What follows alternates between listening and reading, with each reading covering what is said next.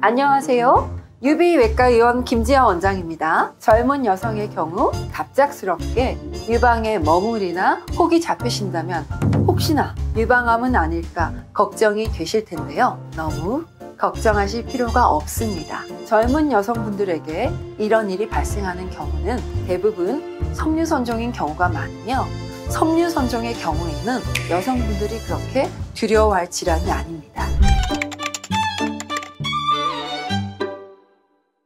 섬유선종은 유방의 혹 중에 젊은 연령층인 20대에서 30대에 가장 흔하게 발생하는 양성 종양인데요. 일반적으로 20세부터 50세 사이 여성에게서 발생할 수 있습니다. 섬유선종의 발생 원인으로는 유방의 일부분이 다른 부분에 비해 여성 호르몬인 에스트로겐에 대한 민감도가 높아서 과증식으로 인해 발생하는 것으로 알려져 있습니다. 가임 기간의 모든 여성에게서 발생할 수 있으며, 특히 25세 이하의 젊은 여성에게서 좀 더 흔하게 발생하는 경향이 있습니다. 섬유선종은 연령의 증가에 따라 발병률이 점점 떨어지지만, 폐경 후에 여성에서 호르몬 요법으로 복용하게 되는 에스트로겐의 투여와 연관되어서 섬유선종이 발생할 수 있습니다. 모유를 분비하는 유선의 말단 부위인 종말, 유선간 소엽 단위와 그 주위의 결합 조직을 포함하는 증식의 과정으로 생기는 것으로 추정하고 있습니다. 섬유선종은 주위의 조직을 암처럼 침범하지는 않지만 압박하기 때문에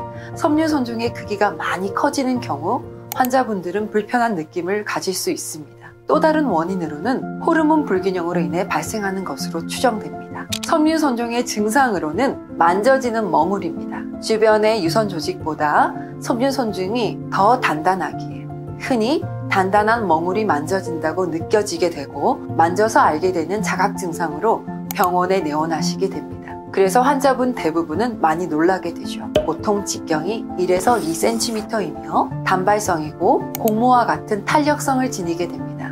또한 통증이 없으며 경계가 명확하면서 유동성이 있는 특징이 있습니다.